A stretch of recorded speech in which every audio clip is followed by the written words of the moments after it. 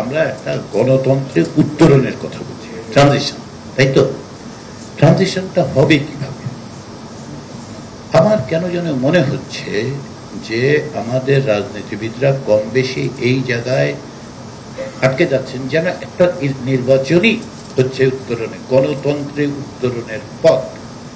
তো তাই যদি হবে, তাহলে আমাদের দেশে গণতন্ত্র প্রাতিষ্ঠানিক রূপ পেল না। তিনবার তো আমরা গণতন্ত্রের উত্তরণের মধ্য দিয়ে গেলাম, নির্বাচন তো হলো।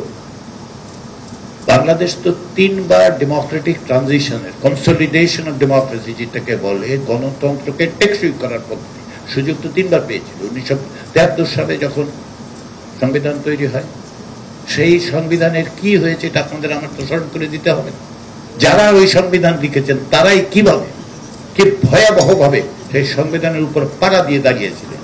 যারা আজকে 72-এর সংবিধানের জন্য অত্যন্ত বেশি মাত্রায় আহাজারি করেন, তাদের আমি জিজ্ঞাসা করতে চাই, কোথায় ছিলেন 75 সালের জানুয়ারিতে? 72-এর সংবিধান আজকের দিনের যে রাজনৈতিক দলগুলো গণতন্ত্রের সংগ্রামে আছে তারা কেউ অপমান করে নাই। যারা করেছেন তারা ক্ষমতায় ছিলেন, একাধিকবার ক্ষমতায় ছিলেন, একবার না একাধিকবার 72-এর সংবিধানের ভয়াবহ রকম ক্ষতি সাধন করেছে। তো আমরা তো তখন একটা সুযোগ পেলাম, এটা নির্বাচন হলো। কি নির্বাচন হলো সেটা আপনারা জানেন। আমরা ডেমোক্রেটিক ট্রানজিশনে না গিয়ে অথরিটেরিয়ান, পার্সোনালিস্টিক থেকে এক নেতা এক দেশে গেলাম তো 1975 সাল। ফিরে আসলো সেটা আবার 2009 সালের পরে, এক নেতা এক দেশ। একটা দল, তার আদর্শিক অবস্থান হচ্ছে এক নেতা এক দেশ। তো আমরা 91-এর ডেমোক্রেটিক ট্রানজিশনের জন্য আমরা একটা ইলেকশন করলাম, 15 বছর ধরে ইসে করলাম। কিন্তু পলিটিক্যাল কালচারের মধ্যে যে ভয়াবহ জিরো সাম গেম, হয় আমি পুরোটা পাবো, না আমি এর মধ্যে আর নাই, গেমের মধ্যেই নাই। অন্তত পক্ষে 3টা সুষ্ঠু নির্বাচন হয়েছে, কিন্তু প্রতিবার পরাজিতরা প্রশ্ন তুলেছেন এটা সুষ্ঠু হয়েছে কিনা। একইভাবে আপনি 91 সালের পরবর্তী সময় যে সাংবিধানিক ব্যবস্থাগুলো তৈরি করা হয়েছে, সেগুলো তো প্রকৃত পক্ষে প্রথম যে ভয়াবহ জিনিসটা হয়েছে যে আমরা যখন ওয়েস্টমিনস্টার স্টাইলে মুভ করলাম প্রেসিডেন্সিয়াল সিস্টেম থেকে, তখন প্রেসিডেন্টের সমস্ত ক্ষমতা বাক্সে ভরে প্রধানমন্ত্রীটা টেবিলে এনে রেখে দিল।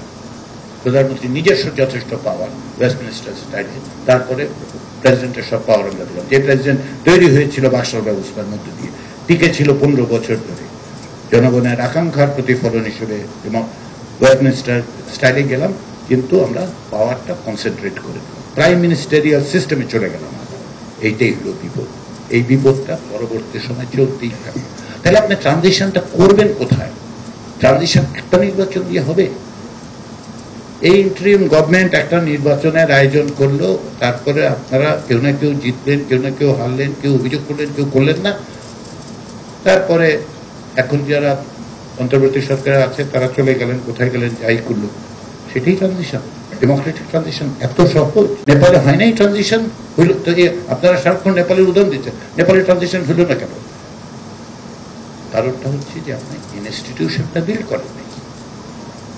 ইনস্টিটিউশন বিল্ড না করলে যেটা হবে সেটা 1991 থেকে 2006 পর্যন্ত হয়েছে। শেখ হাসিনার সামনে 3টা অপশন ছিল 2009 সালে। তো একটা হচ্ছে যেমন ছিলাম আগে এমনই থাকি, 2 পার্টি থাকবে, আমরা পরস্পরের সাথে এক ধরনের হইচই করবো, ইত্যাদি করবো, ইলেকশন হবে, ভোট টোট হবে, ক্ষমতা বদল হইল। আরেকটা কি ছিল? আরেকটা ছিল যে ভাই 15 বছরে দেখলাম অনেক প্রতিষ্ঠান নাই, বাইরের শক্তি এসে ইনফ্লুয়েন্স করে, তাহলে আসলে এগুলি একটু ঠিকঠাক করে আমরা মোটামুটি আমরাই থাকি, কিন্তু ঠিক করি। আরেকটা অপশন কি ছিল? আরেকটা অপশন হচ্ছে 1973 সালে মার্চ মাসে নির্বাচন হওয়ার পরে ওই পরবর্তী দিন গণভবনে শেখ মুজিবুর রহমান সাহেব যা বলেছিলেন সেটাই শেখ হাসিনা করলেন।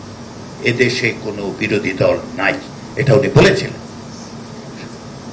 এটা ওনার স্টেটমেন্ট, শেখ মুজিবুর রহমানের স্টেটমেন্ট। এটা নিয়ে বদরুদ্দিন উমরের সেই সময় একটা লেখা ছাপা হয়েছিল হলিডেতে, সেখানে তিনি প্রেডিক্ট করেছিলেন, আজকে উমর ভাই নাই, মারা গেছেন, with deep respect to him, with my differences of opinion, উনি বলেছিলেন যে দিস ইজ এ প্রিকারসর, যে ভবিষ্যতে এই দেশে বিরোধী দল থাকবে না। That exactly happened within few years. Hasina সেই পথ বেছে নিয়েছিল। তো নির্বাচন হলে কি, তারপরে তো সাজানো নির্বাচন বলেন, রাতের নির্বাচন বলেন, দিনের নির্বাচন বলেন, দামি নির্বাচন বলেন, নির্বাচন হলেই হবে। ট্রানজিশন নির্বাচন এক রিকোয়ারমেন্ট, নেসেসারি, নট সাফিসিয়েন্ট।